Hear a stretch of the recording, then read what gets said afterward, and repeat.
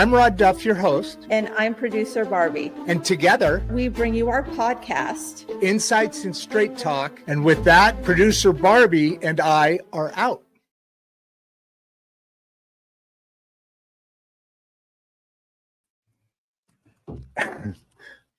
Hey, I wasn't sure if I was going to make it or not. Let's see if my mic's on.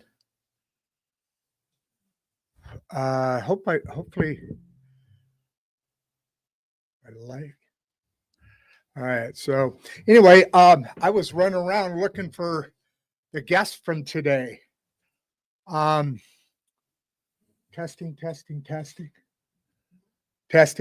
All right. I think everything's good. Hey, Barbie, if that's you, would you please let me know that my sound is on? I just ran back in here. I see somebody coming back on. So anyway, I'm really sad about today. I'm bummed because it's a great topic. I was looking so forward to this topic. I won't get into the details, but I don't know if he forgot or, stuff happens. I get it. But, and normally I'd be like, damn, I wanted to do the show today, as you guys know. But this one was about music. This guy's not a podcaster. In my world, everything's becoming a podcaster, I think. So he is a director of documentaries for people in the musical or the creatives. He calls them creatives, meaning people who are musically inclined, who are production-wise inclined. I was really looking to get into that story because, guys, if you got any questions, give me a holler. It's not about Azure, so, but I come from a musical background. My mom's store. Oh wow, a bunch of people just jumped off. Sucks. Hey, I'm okay to listen to, guys. You don't need. As soon as I said I was disappointed our guest is coming, 5 people jumped off, so maybe they were here to see Azure. Anyway, and I hope I'm saying his name right. But at the end of the day, I wanted to learn a lot about what he does because it's a fascinating subject. It's an awesome subject. But I have, as a lot of these subjects are you guys the same way? A lot of the subjects I talk about hit home, they're personal, like the mental health, addictions, all these different things that expert guests come on and talk about in the utilization for the great middle class. But this one really affects me because I come from a musical family. As a matter of fact, Barbie and I are both and Barbie's you ought to hear her play on a grand piano. Long story about that, but she's a very good musician, not very confident in it, their producer Barbie, but she's got a very good piano skill. I don't know what the right term there is. Let me think. I was a singer. Depending on how much you like me or not, it was either good or wasn't. My mom has a musical company. Now she's passed away, and her, I guess you could call him my stepfather, her last marriage, and good guy. But they're trying to keep the business going. But here's the thing. Fullerton Music Center. So it's called Fullerton Music Centers and Moe's Cave. Big old place. And I'll just start off with the good stuff. But, Van Halen used to come in there and hang out with my mom when they were in town after hours, of course, because that was at their peak of, that would have been insane. They have the guitar, actually the Fender Hall of Fame's right across the street from my mom's store in Fullerton. Linkin Park played a private concert for a bunch of people in Moe's Cave on the stage at the original building location. I guess recently they moved it to another building and trying to, maneuver through current economic ties. But I mean, aside offering equipment, selling equipment, so they did. I mean, they did production like this. They taught and produced a couple of them. Larry Sampson, he's been there for like 30 years. He has several records to his singers that he was part of that he got credits on, as you know, in the music industry. That's big. And that was he's a big Dodgers fan. Anyway, my dream in life has always been to be connected some way with that store, because I'm very musical. I mean, everybody is, right? A note affects you. It touches you somewhere that other things can't. One of my favorite singers and writers is Rob Thompson. If Rob Thompson ever hears this, if you could ever come on the show, you just the lyrics and the rhyme and the rhythm and the message just is so powerful to my own life, as well as the hundreds of millions of other people who bought all his records, including Matchbox 20. So, I mean, I didn't really have a script here to talk about, but there's so many people coming on. Can somebody ask me some questions just to make it a little easier, if you don't mind? What we're talking about is we're talking music. We're talking about how to inspire young artists, and we're talking about things that the industry needs from the up and comers. And then, as much as we can, let's talk about my mom's store. She passed away 10 years ago, I think it was. As a matter of fact, my first public speech was in my mom's store, and it was Barbie in the audience. There were so many. Hands Across America was right in front of my mom's store. I have a picture. My son is now 39 and gave me a granddaughter a year ago. She just had her year birthday. I have a picture of my mom. His diapers, just tiny. I think he was only months old. I forget when it exactly was. His birthday's in March. But I have a picture of that. Hands Across America, right in front of my mom's store. Actually, the first location. She bought a company that she worked for a long time. This is at Harbor and Ambridge. This whole story is until the end, which I won't get into. But I see a couple of things are coming. So I'm going to have to rough this because I don't have anyone for you guys to look at. So you're going to have to see that look. I'm curious, how do you personally define success? You know what? That's a great question. I'll tell you one thing. It's totally different than I defined it growing up. Now, this is a musical thing and just a wellness and life thing. But I mean, a lot. If you've seen the show for many times, you know exactly what I'm talking about. My whole look on life was, in retrospect, dangerous and manipulative. Not necessarily thoughtfully, but subconsciously. And what I mean by that is I always carried a mask. I'm very, very, very good at sales. And so I could always hide behind the JR. And so, it just kind of started off and, had problems from teenage years all the way through. But success now for me, I've just attained it, in my opinion. Now, it's got to go all the way through to where I can keep doing it before I get thrown out on the street. But I think that's in a good motion. That's in a good way to go. And if anybody can help us out, given it, we are now offering paid guests to come on to be able to edit and add services.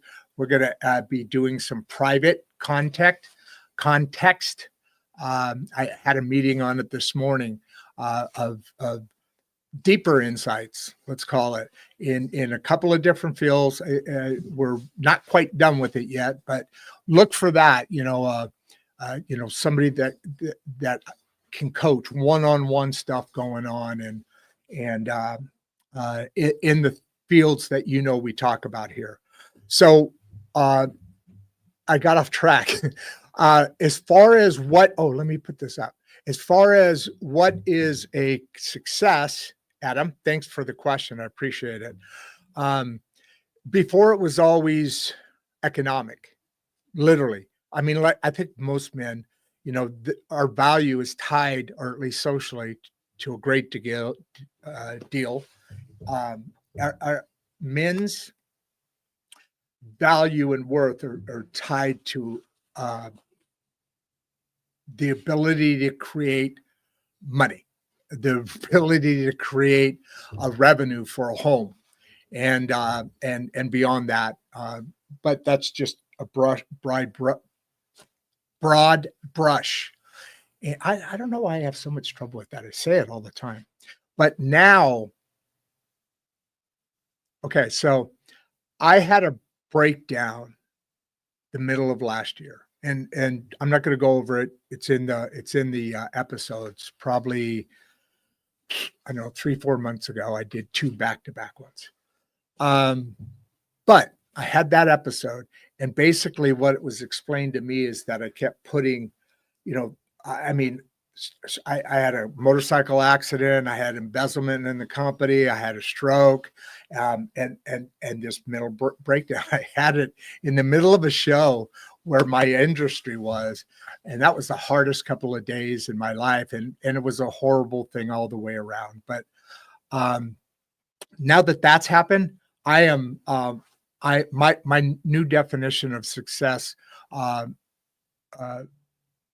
regulates or revolves around who I leave behind. Meaning, I've always had a good relationship with my kids, but now I have an awesome relationship with my kids. They call me, they think of me, things like the little baby is doing. Brandon will go, "Hey, check this out," and he'll send me a video. She was eating at her own table. That was yesterday, and I put it out on social media. But and then beyond that, I'm calmer now. I'm poor. I'm poor. So nothing money is making me happy right now. Like I say, we've got our first 10 or 11 paid guests. So that takes a little bit of stress off, but I don't have a lot in savings, and Social Security and all that stuff is coming up soon. Let me get off that subject. So as far as success, my ideals are completely different than they used to be. But now I have never been happier in my life because I'm doing this show, and not just because I'm doing this show, but because of the reasons I'm doing this show. I don't know where exactly this is in the Bible, but I don't know why. But since I was younger, I always felt, is it King Solomon or King Samson that was scraping the ashes with a rock? That description is always, I don't know if it's self-fulfilling, but that thing has always bothered me. And deep down, it's just a feeling. I never, did whatever, but literally I am at that point now, maybe just kind of shaking my head around going, I'm coming out of that. But I get that sermon or that discussion in the Bible, because it's important. You got to break down. You got to sometimes you got to strip all the way down. And everything I did was wrong. Still is, but I am curious. I'm curious now. I always have been, but now I'm curious. In sales, I developed it for And we'll get more into that later. But in sales, I developed that as a way to connect with people. And it stuck with me.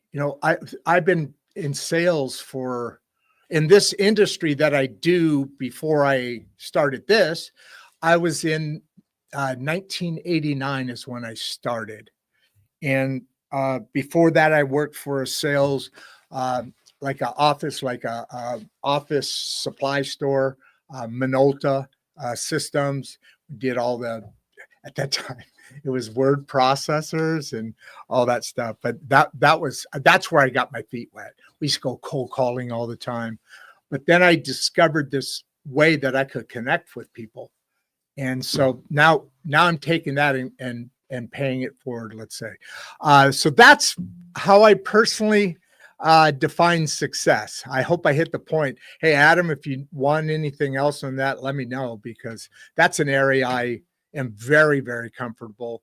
Although I'm a little comfortable in music, that's an area I'm really comfortable with. So what's your go-to method of staying ahead of business trends? AI.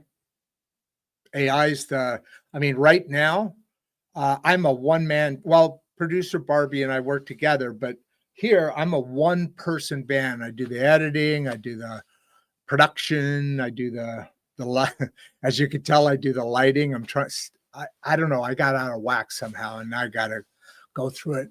Oh, I didn't even turn on the lights in here. All right. Yeah, that's it. Anyway, how do you stay ahead of business trends? One, AI. You gather information, and the quickest and easiest way you can, because it takes a lot of time to do that. Two, you create databases so that people have a sense of where questions are coming, or breakdowns on equipment are coming, or sales, what people are interested in products.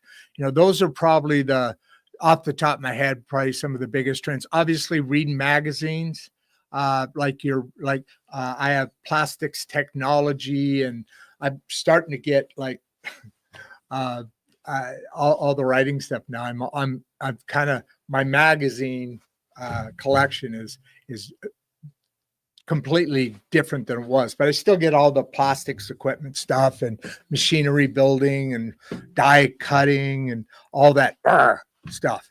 None of which I do now. Nothing is about my job, and I'm good with that. So staying ahead. If Allie, I've seen you on here before. You're awesome, Allie. I appreciate it. Thank you for the support. We need it. So I'm going to end on that, Allie. And Johan Morris. Do you think personally branding matters more than company branding today? Do you think personal? Ooh, that's a good question. That's a really good question. The answer is yes. You notice I hesitated there because they're both important. I mean, we have our company branding, meaning IMS, meaning independent media source, meaning its product, Insights and Straight Talk with Rod Duff and producer Barbie. So there is I focus on branding. And when I was building up my machinery business, the funnest part of that job was doing what I'm doing now for this. I love that. It's very creative. It's if you guys ever see any of my social media I send out, damn it, this would have been a better thing. But see, there's no. See how the shadows now? Hold on. I don't know if this is going to be better or worse. This is what I was supposed to walk out like. Anyway, I know this isn't professional, but you guys been around me long enough to know that I'm still learning all this stuff and getting it down.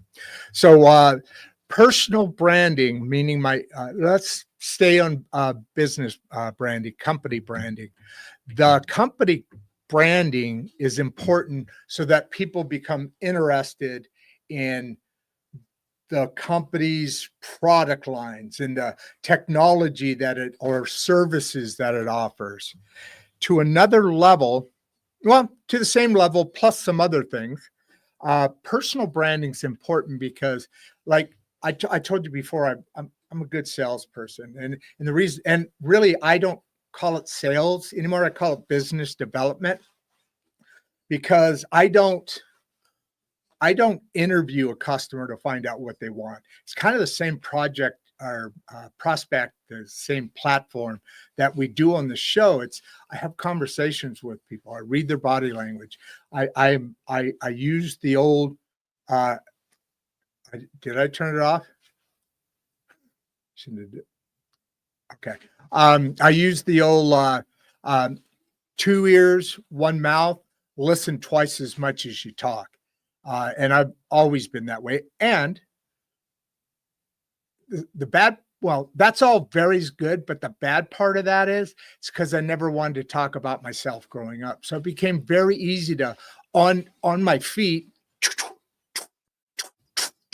on my feet, be able to think about what the next question I am to keep them talking about them. And then they would ask, of course, you meet people, hey, so what do you, and be like, yeah, I do. So what was that thing? And I don't know why, but I always felt very uncomfortable talking about me. Well, I do know why, actually, talking about me. And that's where it goes back to that, the mental health, the things that you need to do to make a better life for you and the vibe around you. So I hope that Johan, I think that's a good answer to your question there, because both of them matter. Personal branding, because they need to trust you as the face of the company, and business for the company. And those both things, you got to have both.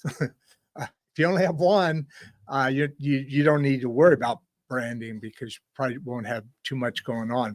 All right, Jeffrey, let's see what you got to say. Jeffrey Tapp, what advice would you give to leaders trying to build a loyal team?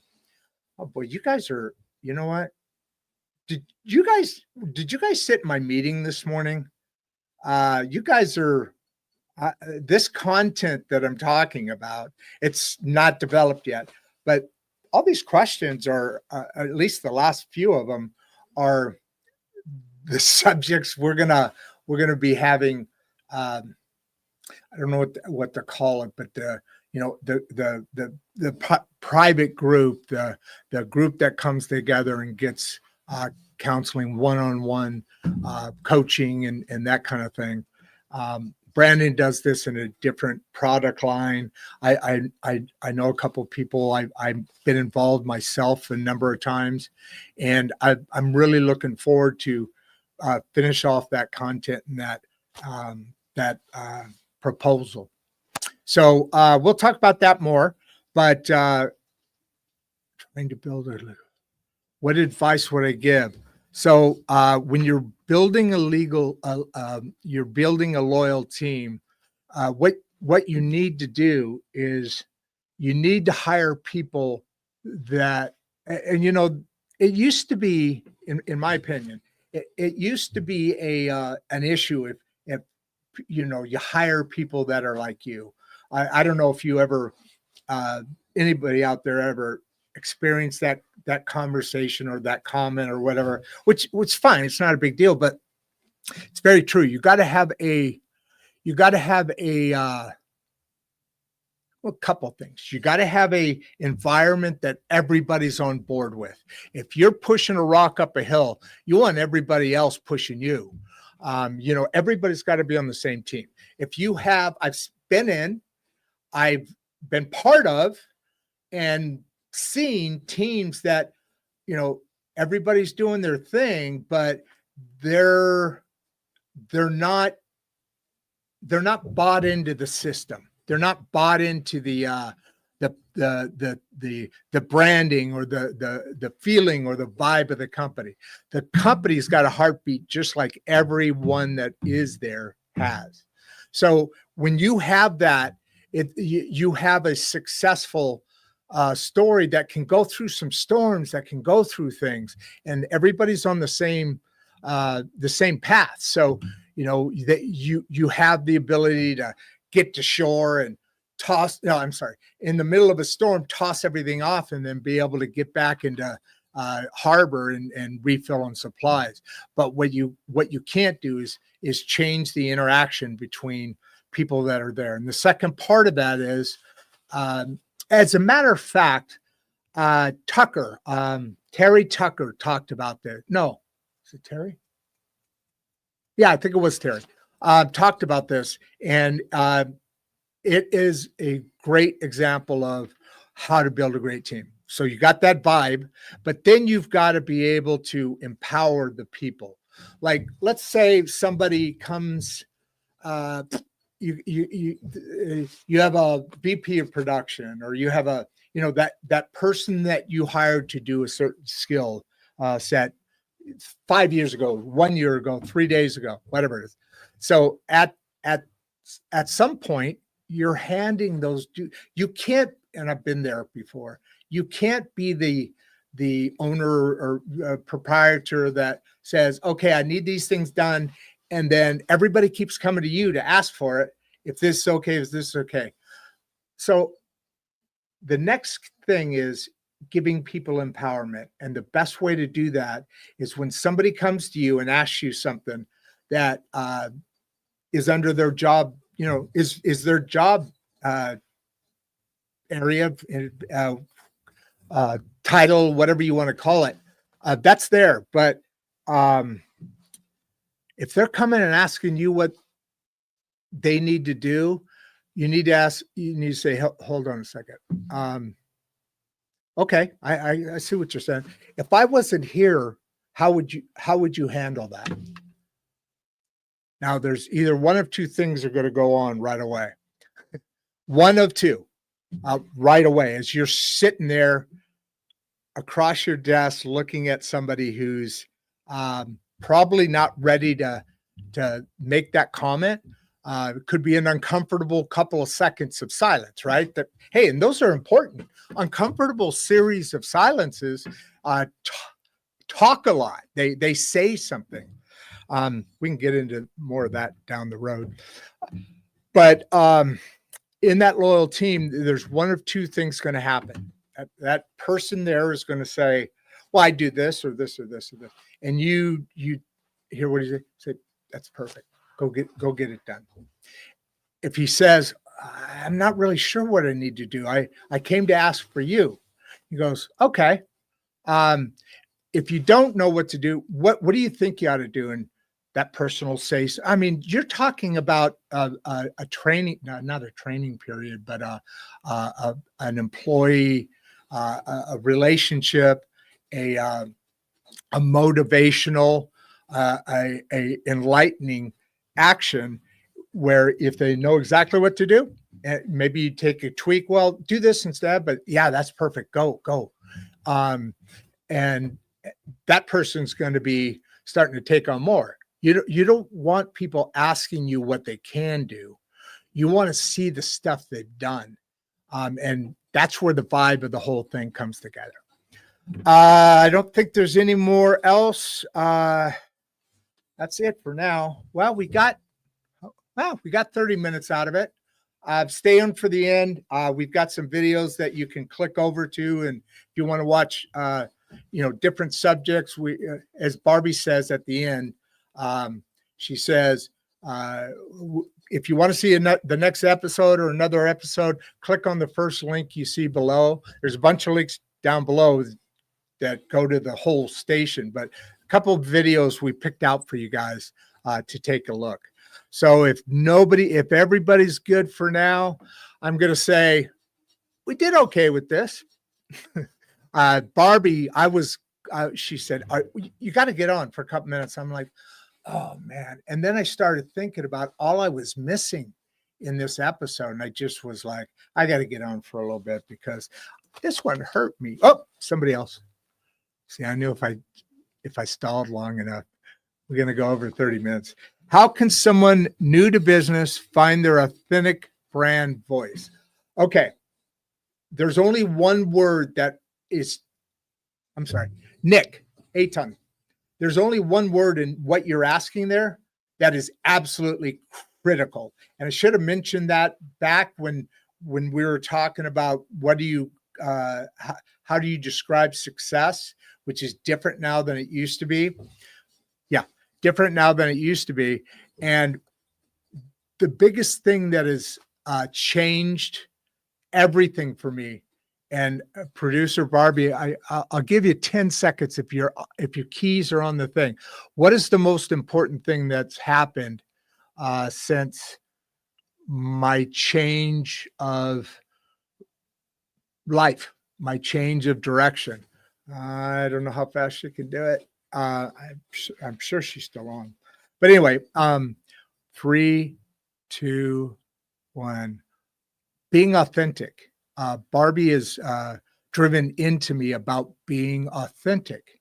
And, you know, it's funny because I never really thought about that. I wanted to be slick. I wanted to be smart. I wanted to be important. You know, all those things. So if you're new to business, you need to be authentic. If you, as far as a brand voice, you know, that being authentic, you're selling your idea, you know, or you're in business because of your particular skill sets. As you can tell, I have a unusual set of skill sets. Let's just go with that. But, you know, I'm going to start doing this at the end of every show. And I asked a little bit ago, start having people guess at why I have that and what I'm saying when I'm doing that. If you guys remember the story about Carol Burnett last show or 2 shows ago. All right, I think that's it. I think I got everything covered. So the being authentic is the key, and then from that, you are a brand as the company is a brand that. I think it was Jeffrey who asked that a bit ago. No, that was Johan. It's a brand that is you. Like what I do here, Barbie would be terrible at trying to quote unquote sell it or build on it. What Barbie does, I mean, we complement each other, but I have to be me. Because it comes through. If I'm not being authentic, then there's very little you can do to create success out of that. And you know, I just love that all that you guys are here. I just love that you are supporting us. Sorry, I don't know why I'm not getting emotional. I promise. Excuse me, my. I was getting something. Look at how white my beard is now, huh? I mean, that's crazy. It's really getting whiter, or maybe it's just the lights. But you know, I'm Rod Duff. This is Insights and Straight Talk with. I should say I'm your host, Rod Duff, with producer Barbie, and you're here joining us with Insights and Straight Talk. Leave your comments. Subscribe. We're kind of stuck. We went up over 1,100. I'm sorry. God damn it. 7,100. And then we're kind of only getting like a subscription here and there. So hopefully you guys subscribe, like and make comments on the videos. And so I don't know, with that, I'm out.